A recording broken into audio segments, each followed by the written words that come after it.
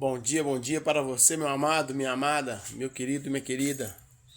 Aqui quem vos fala é o missionário Carlinhos, mais uma vez fazendo um vídeo com todo o amor e carinho, com todo o temor de Deus para minha e tua reflexão. Nesta manhã queria simplesmente dizer para você que você, para Deus, é muito importante. E não importa como está a sua caminhada, não importa se você tem acertado, tem caído, levantado, tem errado, tem falhado, se tem levantado triste, se tem levantado feliz. O que mais importa é que Deus é contigo, porque vivemos dias de instabilidade. Nem toda pessoa que vence consegue estar sempre batalhando para vencer sempre, mas também nem todo aquele que anda caído, perdendo algumas batalhas, vão ficar sempre no anonimato, porque chegará um momento de vitória.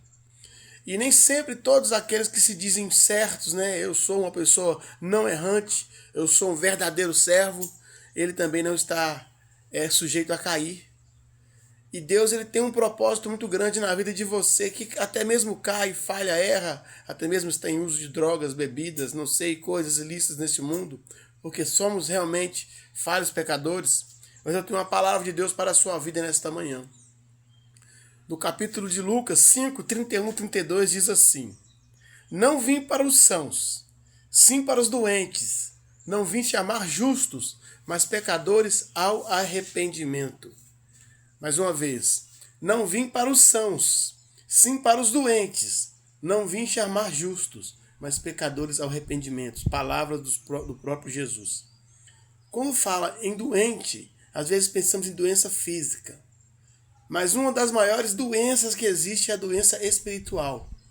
Aquela doença que aquela pessoa até mesmo se diz servo de Deus, está todos os dias na igreja, mas às vezes tem aquela mania, aquela doença de falar mal do irmão, aquela doença de fofocar, ou até mesmo aquela doença de incredulidade, de às vezes está fervoroso com Deus hoje, mas amanhã, será que Deus vai fazer mesmo? Então isso é uma doença.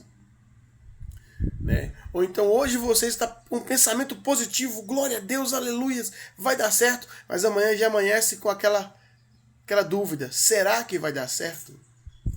Eu tive o privilégio de estar levando a mensagem na igreja no qual eu congrego, falando sobre trocar o depois pelo agora, porque às vezes o depois pode virar nunca, e eu tenho uma palavra para você hoje.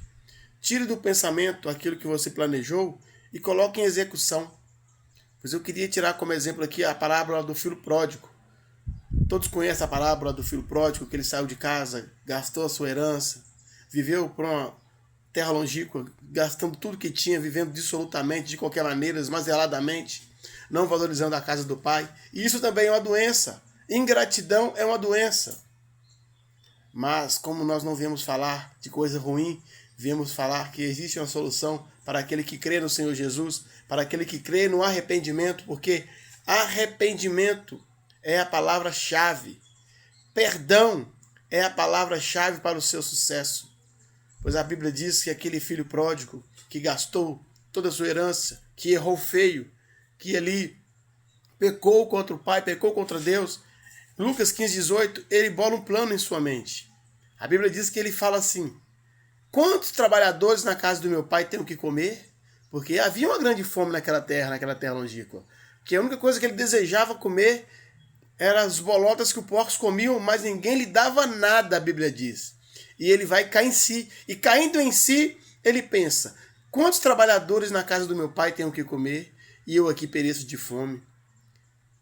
Capítulo 18, 15 e 18. Capítulo 15, versículo 18. Diz assim: levantar-me-ei e irei ter com meu pai. E dir-lhe-ei: Pai, pequei contra o céu perante ti, já não sou digno de ser chamado teu filho. Ele bola um plano de arrependimento. Ele calcula: eu vou pedir perdão ao meu pai. E eu pergunto a você: quantos bons planos você tem planejado todos os dias? Às vezes você, filho, tem algum desacerto com algum parente seu, um primo, um irmão, uma mãe, um pai, e fala: amanhã. Às vezes o arrependimento já surgiu no seu coração, porque vem de Deus o arrependimento. Vem de Deus o reconhecimento de nossas falhas. É o Espírito Santo que fala conosco.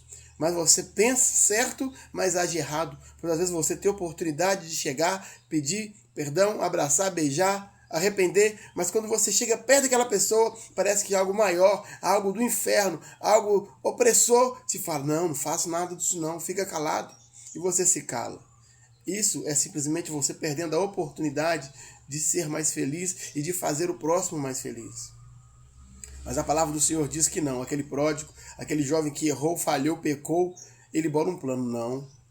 Quantos que na casa de meu pai têm de comer, porque eles estavam morrendo de fome. E às vezes essa fome, irmãos, é espiritual, é vontade de abraçar o pai. É saudade de adorar na casa do pai. Então quantas pessoas estão afastadas do caminho de Deus, longe da casa do pai, mas estão morrendo de saudade em uma terra longínqua, distante? Mas eu digo a você, Lucas 5, 31, 32 diz que Jesus, ele veio não para os sãos, e sim para os doentes. Não veio chamar justos aqueles que se acham certos, como eram os fariseus, os escribas, mas sim para os doentes. Não vim chamar justos, mas pecadores ao arrependimento. Sabe que quando você se arrepende, você mexe no coração do Pai. Sabe que quando você reconhece, Pai, eu errei, falhei, pequei, não sou digno de ser chamado teu filho, você faz o Pai te abraçar no mesmo instante, porque o Pai ama quando nós elevamos o nosso caráter de cristão. E a palavra diz então em Lucas 15, 21, 3 versículos à frente, que aquele jovem então ele pega o rumo, retornando à casa do pai e fala a mesma coisa, só que ele deixa de pensar e fala, abre a boca e fala aquilo que ele pensou. E eu quero que você nessa manhã faça isso. Deixe de pensar demais. Às vezes você vai virar um pensador, um filósofo, mas para si próprio. Não há nada melhor do que você compartilhar algo. Quando você pede perdão a alguém, você está dando a uma pessoa a oportunidade de também ser liberado do mundo espiritual. Então eu tenho certeza que quando aquele jovem chegou até o seu pai e falou, pai, pequei contra o céu perante ti, já não sou digno de ser chamado teu filho, eu creio que quem ficou mais feliz foi o pai. Porque o pai tem saudade do filho, o pai tem saudade de você, o pai tem saudade do seu louvor, o pai tem saudade da sua oração, o pai tem saudade do seu abraço. Por isso que no mesmo instante ele disse para os seus trabalhadores trazer anel, colocar no dedo dele, que significava honra, sandália nos pés, que significava liberdade, já não era mais escravo do mundo, e vestes novas.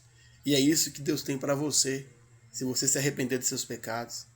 Eu todos os dias preciso clamar pelos Deus, tem misericórdia de mim, porque eu sou pecador. Então fica a dica aí.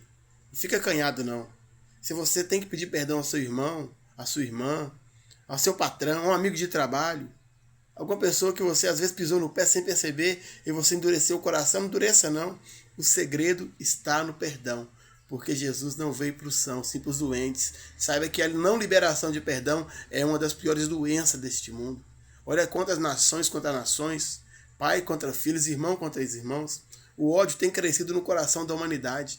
Mas como esse projeto que nós iniciamos se chama Resgatando Almas para o Reino de Deus, não tem como resgatar a mim nem a você se nosso coração endurecer. Então nessa manhã fica a dica. Se o filho pródigo, ele recebeu o seu perdão e ele errou feio, ele foi ingrato, ele foi empolgado, apavorado, ele foi imediatista. E o imediatismo tem acabado com muita gente. Muitas pessoas chegam na igreja, eu quero logo a minha vitória, eu quero logo minha bênção. Aí Deus requer amadurecimento, o tempo não dá, já sai da igreja, já vai para o mundo, já vai volta às drogas, já vai falar mal de Deus, já vai falar mal do irmão. Ah não, que lá não tem poder, que o pastor não ora para mim. Não, às vezes o defeito está em você. Vamos reconhecer isso, vamos pedir perdão a Deus, mas que Deus possa abençoar o seu dia. É porque isso é particular. Se a salvação é particular, o seu erro também é só você que sabe. Você sabe onde você errou. Você sabe onde você falhou. Então, que no particular hoje, você tenha um encontro com Deus e converse com Ele, que Ele vai te abençoar, eu tenho a certeza. Em nome do Pai, do Filho e do Espírito Santo, eu te abençoo com toda sorte de bênção. Mas que esse particular haja entre você e Deus.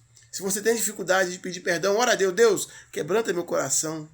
Me dê sabedoria, prepare um momento, coloque essa pessoa perto de mim que ele vai preparar este momento e você vai ser abençoado, vai ser agraciado pelo poder e a graça do Senhor. Ótimo dia para você, vamos que vamos. O segredo é o quê? Perdão. Como diz o meu amigo Geleia, gosto muito do meu amigo Geleia, o segredo é sempre ficar veiaco. E com as coisas de Deus não podemos perder tempo, porque não é tempo de perder tempo. Jesus está voltando e quando ele voltar, se você não tiver liberado o seu perdão, se você não tiver reconhecido suas falhas, tem grande chance de você ficar aqui, né? E não subir para a glória do Senhor. Que Deus possa abençoar o seu dia e vamos que vamos, tamo junto.